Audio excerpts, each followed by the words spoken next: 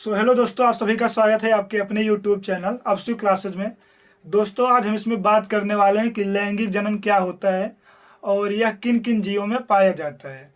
इसके पहले वीडियो में हम बताए थे अलैंगिक जनन क्या होता है और अलैंगिक जनन के प्रकार और अलैंगिक जनन किन किन जीवों में पाया जाता था। तो समझते हैं हमारा लैंगिक जनन होता क्या है। तो सबसे पहले उसकी परिभाषा को समझते हैं।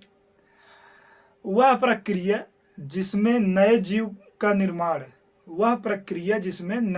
निर्माण नर व मादा दोनों की सहायता से होता है, उसे लैंगिक जनन कहते हैं। लिख दे रहे हैं इसकी परिभाषा।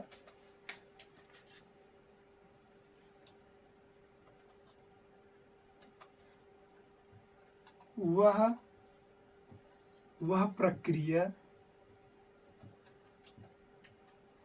प्रक्रिया जिसमें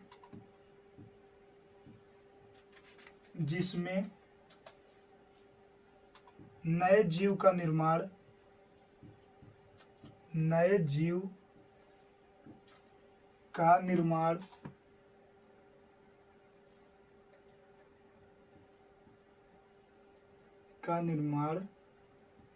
नर व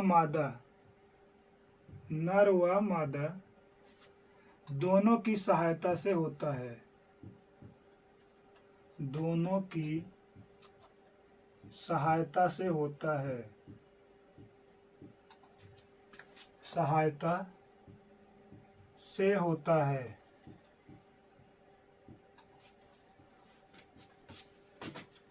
उसे लैंगिक जनन कहते हैं।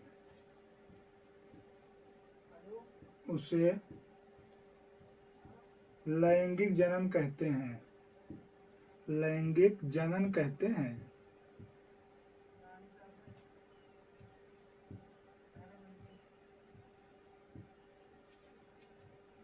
हम जैसे में लिख देते हैं।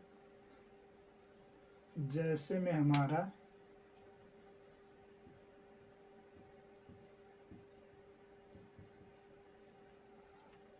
मनुष्य,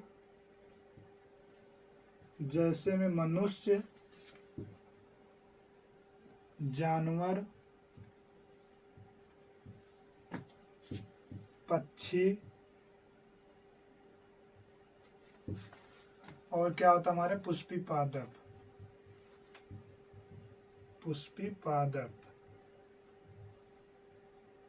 ठीक, इन सब चीजों में क्या होता है हमारा लैंगिक जनन होता है। तो लैंगिक जनन करने के लिए ये नए जीव का निर्माण जब लैंगिक जनन के द्वारा होता है तो उसमें क्या होता है, एक नर और एक मादा दोनों की जो जनन कोशिकाएं होती हैं जब वो आपस में मिलती हैं तब जाके एक लैंगिक जनन की प्रक्रिया होती है, जिसको हम बोलते हैं निषेचन। जब नर जनन कोशिका और मादा जनन कोशिका आपस में मिलती हैं, उस क्रिया को यानी मिलने की क्रिया को हम बोलते हैं निषेचन, जिसको बोलते हैं फर्टिलाइजेशन। तो समझते हैं हम निषेचन क्या होता है। निषेचन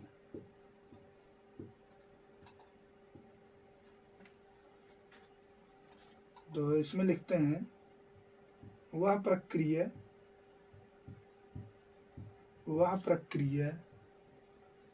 जिसमें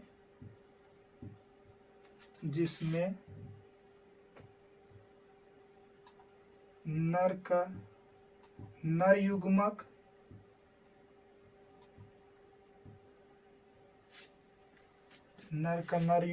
और मादा का मादा युग्मक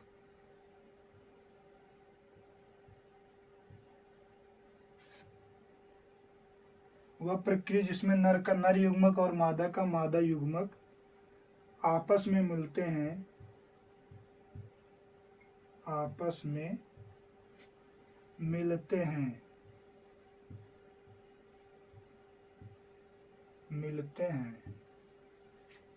उस क्रिया को ही या उसे ही निषेचन कहते हैं।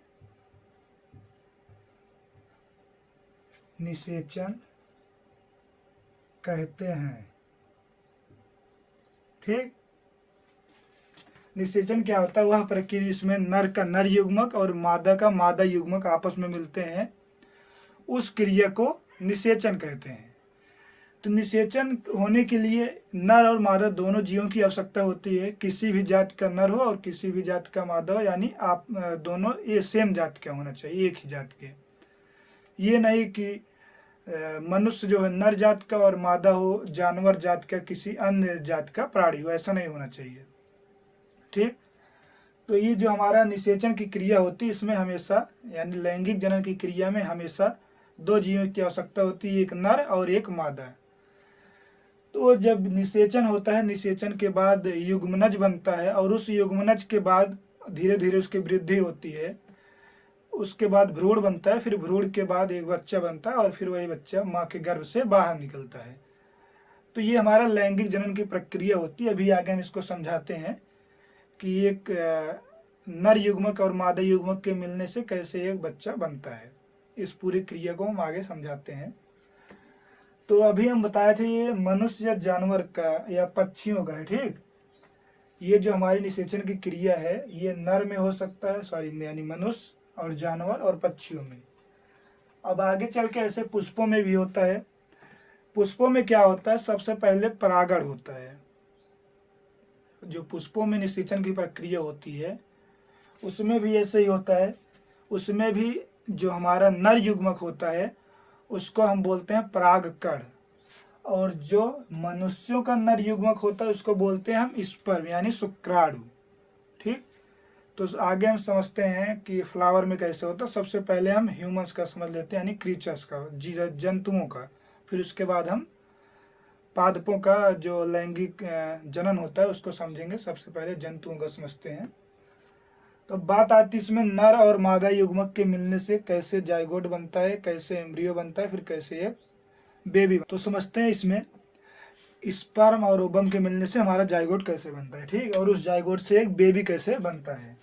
तो सबसे पहले हमारा होता है क्या? स्पर्म, यानी जिसको हम बोलते हैं शुक्राणु। ये क्या हो गया? हमारा स्पर्म। और ये हो गया ओवम।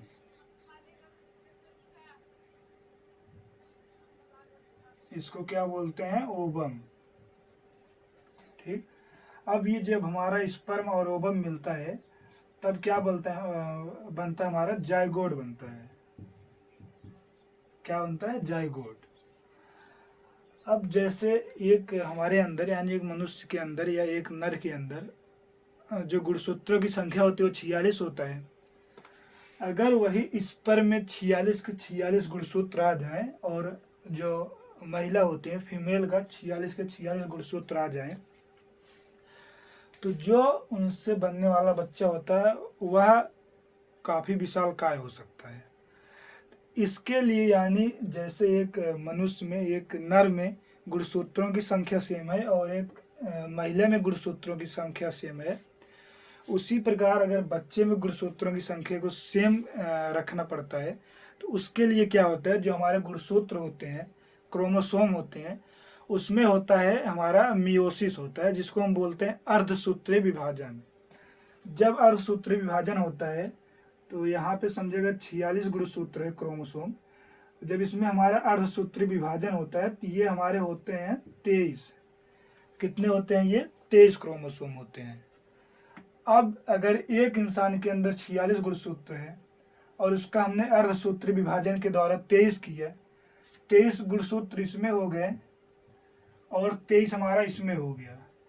अब दोनों जब मिले तो कितना हो गया? 46। तो अब जाके क्या बनता है? ये तो यह फीमेल बनेगा या मेल बनेगा, जो भी बनेगा तो क्या होगा? जो गुणसूत्रों की संख्या होगी इस नए जीव में, इस नए संतान में भी गुणसूत्रों की संख्या सेम होगी जैसे कि उनके जनक में होगी। तो इसके लिए क्या होता है? अर्धसूत्रीय विभाजन की आवश्यकता पड़ती है। आज समझते हैं ये जाइगोट बनता है। जाइगोट बनता कहाँ पे? हमारे फैलोपियन ट्यूब में। जो एक महिला का गर्भाशय होता है, एक माँ का गर्भाशय होता है, उस गर्भाशय में क्या होता है? फैलोपियन ट्यूब होता है। उस फैलोपियन ट्यूब में जो हमारा स्पर्म होता है और ओवम, ये दोनों आपस में मिलते हैं और आपस में मिलने के बाद वहीं पे हमारा जाइगोट बनता है। जब जाइगोट बनता है तो उसमें होता क्या है, उसमें लगातार विभाजन होता है। जो वो कोशिका बनती है, अब ये तो अलग अलग दोनों कोशिकाएं थी, दोनों जाके एक कोशिका बन गई। अब दोनों कोशिकाओं में क्या होता है, लगातार विभाजन होता है। विभाजन को हम उसको बोलते हैं क्लीवेज। उसको क्या बोलते हैं, क्लीवेज।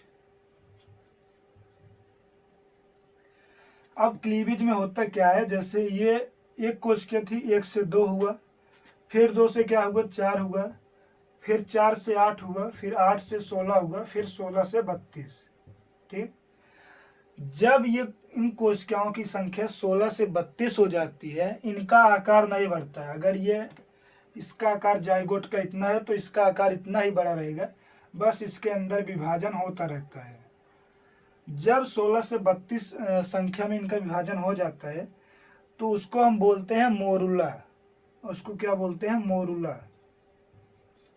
मोरुला। अब इस मोरुला जो होता है, इसमें हमारा जो सबसे इम्पोर्टेंट भाग होता है वो हमारा होता है 2 भाग। एक तो हमारा होता है जो है इनर सेल मास होता है, और एक होता है हमारा आउटर सेल मास। ठीक। तो इसको हम समझाते हैं।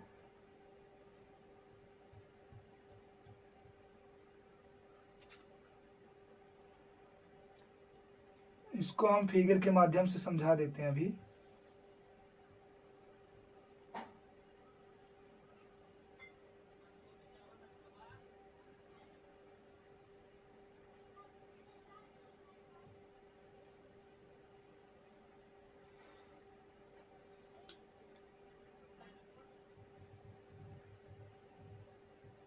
अब इन तीनों को हम नाम समझते हैं, तीनों का नाम क्या है।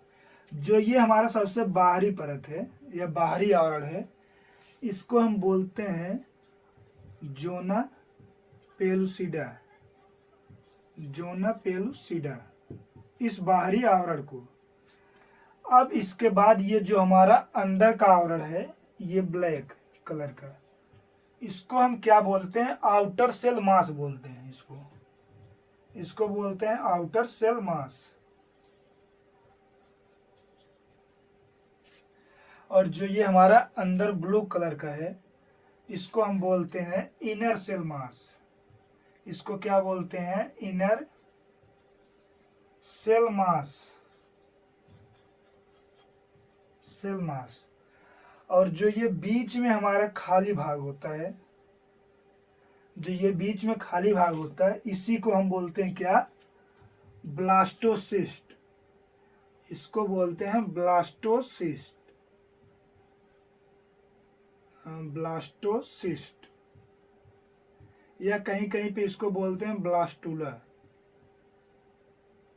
इसको क्या बोलते हैं, ब्लास्टुला भी बोलते हैं। ठीक। तो ये हमारा होता है जब जाइगोट लगातार विभाजन करता है, क्लीवेज करता है। उस क्लीवेज के बाद जब ये 16 से 32 संख्याओं में होता है इसके अंदर, तो उस भाग को हम बोलते हैं, उस अवस्था को बोलते हैं मोरुला। और उस मोरुला में क्या होता है, हमारा 3 भाग होते हैं। जो पहला जोना पेलुसिडा, और outer cell mass, inner cell mass, और हमारा सबसे इम्पोर्टेंट भाग ब्लास्टोसिस्ट होता है। अब मोरुला के बाद क्या होता है, इसमें मोरुला के बाद होता है इम्प्लांटेशन। मोरुला के बाद हमारा होता है इम्प्लांटेशन। इम्प्लांटेशन का मतलब क्या होता है, जब यह पूर्ण रूप से इतना इनका कार्य हो जाता है, यानी मोरुला के फेज में आ जाते हैं, उसके बाद करते क्या, ये फाइलोबियन ट्यूब से धीरे धीरे यूट्रस की ओर आते हैं, यानी गर्भाशय की ओर आते हैं। गर्भाशय की ओर आने के बाद क्या करते हैं, ये गर्भाशय की दीवारों से चिपक जाता है। जैसे ये ऊपर की गर्भाशय की दीवार हो गई, ये समझ लो गर्भाशय की दीवार हो गई, और ये हमारा हो गया फाइलोपियन ट्यूब। और ये क्या करेगा, इस फाइलोपियन ट्यूब से होते होते इस यूट्रस की दीवार पे जाके चिपक जाता है। जब यहाँ पे चिपकता है तो इनके आकार, यानी इनका जो और इनका पार्ट होता है, वो धीरे धीरे क्या होता है, विकसित होने लगता है। जब विकसित होता है तो आगे इस भाग को हम बोलते हैं, जब विकसित हो जाता है इसको बोलते हैं गैस्ट्रोलेशन। इसको क्या बोलते हैं, गैस्ट्रोलेशन। इस पार्ट को हम बोलते हैं गैस्ट्रोलेशन। अब इसमें क्या होता है, ये जो हमारा भाग आके चिपक गया, यानी जो हमारा मोरुला था यहाँ पे आके चिपक गया इस यूट्रस की दीवार से। जब यूट्रस की दीवार से चिपका तो उस अवस्था को हम बोलते हैं गैस्ट्रुलेशन। अब इसमें क्या होता है, इन तीनों फेज में सबसे पहला हमारा होता है एक्टोडर्म। सबसे पहला हमारा होता है एक्टोडर्म, और हमारा उसके बाद होता है मीजोडर्म। मीजोडर्म, और लास्ट में होता है हमारा एंडोडर्म। एंडोडर्म। अब क्या होता है, जो हमारा एक्टोडर्म होता है इसमें क्या बनता है, इस जो हमारा एक बेबी का पार्ट होता है, यानी उसके जो अंग होते हैं, सबसे पहले उसमें क्या बनता है, उसका स्किन बनता है। उस बच्चे का स्किन बनता है और उसका ब्रेन बनता है और स्पाइनल कॉर्ड बनता है। ये तीनों चीज को हम एक्टोडर्म में लिखते हैं, यानी एक्टोडर्म में ये तीनों चीज बनता है। पहला हमारा स्किन और ब्रेन और स्पाइनल कॉर्ड, और दूसरा हमारा होता है मीजोडर्म। मीजोडर्म में क्या बनता है, उस बच्चे का मसल्स बनता है और हार्ट बनता है। और हमारा लास्ट में होता है एंडोडर्म। एंडोडर्म में क्या होता है, उसका लंग्स और स्टोमक बनता है, यानी पेट और फेफड़े उफड़े बनते हैं। तो इन सब के बाद, यानी जो हमारा गैस्ट्रुलेशन है, गैस्ट्रुलेशन के बाद जाके हमारा क्या बनता है, जाइगोट। जाइगोट, अभी हमने यहाँ भी जाइगोट लिखा और यहाँ भी लिखा, ठीक। तो ये जो हमारा जाइगोट है ये प्रारंभिक अवस्था में है, ठीक। जो ये हमारा जाइगोट है ये प्रारंभिक अवस्था में है। इनमें विभाजन हुआ, विभाजन होने के बाद ये मोरुला बना और उस मोरुला में इम्प्लांटेशन हुआ। इम्प्लांटेशन के बाद वह गैस्ट्रुलेशन का रूप लिए, जिसमें कि उस बच्चे का, यानी उस बेबी का सारे पार्ट बने। और जब वो सारे पार्ट बन गए तब जाके उसको हम बोलते हैं जाइगोट।